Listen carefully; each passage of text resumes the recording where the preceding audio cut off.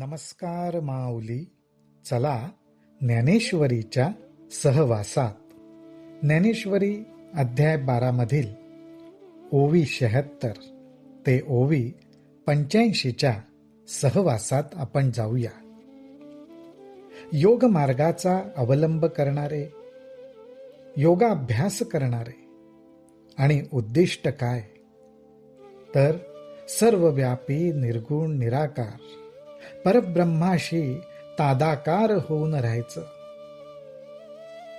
आणि ह्या दृष्टीनेच सतत झुंज देत राहणारे जे आहेत त्यांच्या वाट्याला जास्त कष्ट येतात, क्लेश येतात. त्या मानाने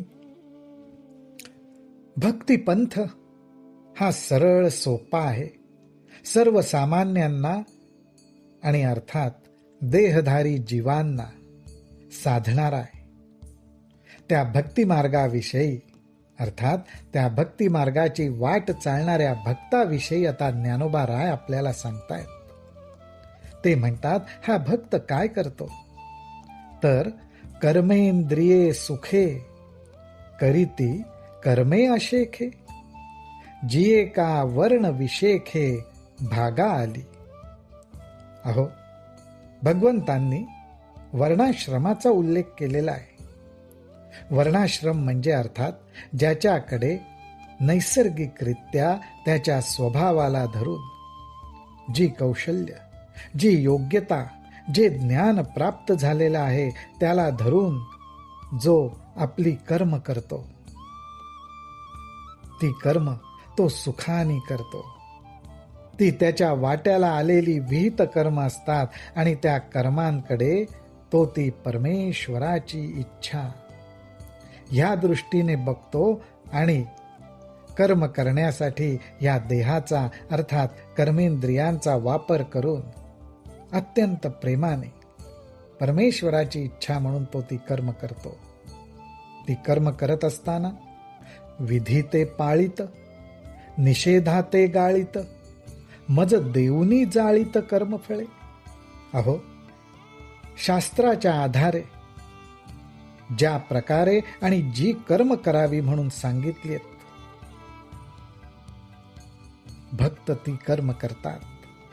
त्याचबरोबर निषेधाते गाळीत, ज्या कर्मांचा, ज्या गोष्टींचा निषेध सांगितलाय ती कर्मे तो भक्त टाळतो आणि अशा रीतीने त्याच्याकडून घडणारी सर्व कर्म तो भगवंतालाच अर्पण करतो आणि भगवंताला अर्पण केल्यामुळेच त्या कर्माचं जे फळ आहे ते कर्माचं फळ जळून जातं. अर्थात कर्म केल्यानंतर जो भोग प्राप्त होणार ते कर्माचे भोग जळून जातात. त्याला ज्ञानोबा राय म्हणतायत, यया परी पाही अर्जुना माझे ठाई, संन्यासुनी नाही करीती कर्मे. अर्जुना, बघ अशा प्रकारे माझ्या ठिकाणी कर्म अर्पण करून कर्मांचा संन्यास करून टाकतात, अर्थात कर्म नाहीशीच करून टाकतात. माऊली हो, कर्म केलं की कर्माचं फळ आलंच, परंतु सगळं कर्मच परमेश्वराला अर्पण करून टाकल्यामुळे कर्मफळ उपभोगण्याचा प्रश्नच येत नाही, कर्मफळ भोगण्याचा प्रश्न येत नाही. अशा रीतीने कर्माचा संन्यास हे भक्त करून टाकतात. एवढंच नाही तर आणिकही जे जे सर्व कायिक वाचिक मानसिक भाव तयान मी वाचूनी धाव आणवती नाही.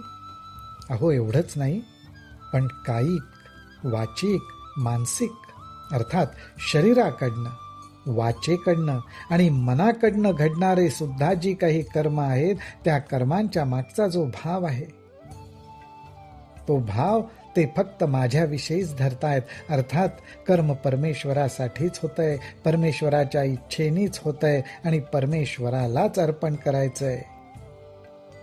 हा एकच भाव त्यांच्या मनामध्ये असतो. त्यामुळे माझ्या वाचून दुसरीकडे त्यांच्या मनाची धाव जातच नाही. ऐसे जे मतपर उपासिती निरंतर ध्यान मिशे घर माझे झाले.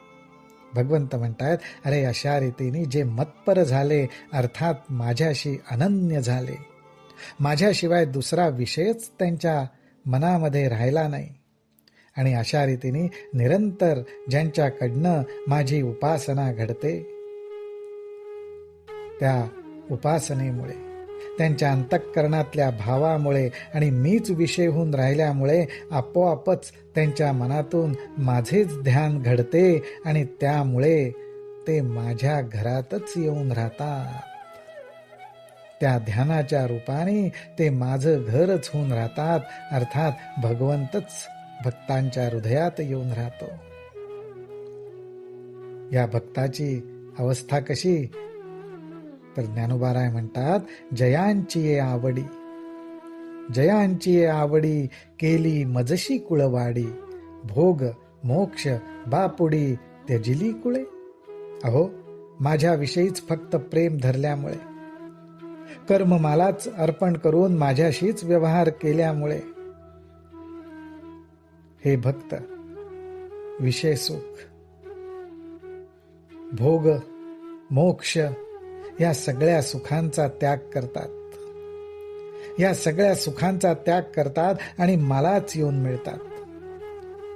विषयरूपी, भोगरूपी, मोक्षरूपी जी काही कुळं आहेत, त्या कुळांचा त्याग करतात आणि माझ्या कुळाला येऊन मिळतात. केली मजशी कुळवाडी, ऐसे अनन्य योगे, ऐसे अनन्य योगे, विकले जीवे मने आंगे, तयांचे काही एक सांगे, जे सर्व मी करी. भगवंत म्हणतात, अशा रीतीने ज्यांनी आपलं शरीर, आपला जीव भाव, आपलं मन मलाच विकून टाकलं, अर्थात मलाच अर्पण करून टाकलं. माऊली हो, एकदा एखादी गोष्ट आपण दुसऱ्याला विकून टाकली की आपला त्याच्यावरचा हक्क गेला. त्याप्रमाणे आपलं जीव, आपलं मन, आपलं शरीर त्या भगवंतासाठी आपण विकून टाकलं, म्हणजेच त्या ठिकाणी अनन्य योगाला सुरुवात झाली. आणि असा अनन्य योग ज्या भक्तांकडून घडतो, भगवंत म्हणतात, तयांचे काही एक सांगे, जे सर्व मी करी.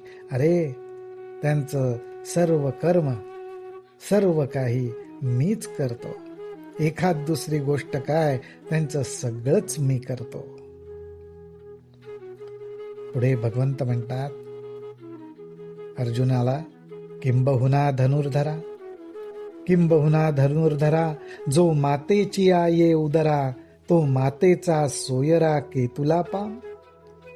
धनुर्धराला प्रश्न विचारतात. ते म्हणतात, अरे धनुर्धरा, जो मातेच्या पोटी जन्माला येतो, तो मातेचा किती सोयरा असतो, किती जवळचा असतो. अर्थात भगवंतांना म्हणायचंय की अरे तोच मातेच्या जवळचा असतो, बाकी कोणी नसतं.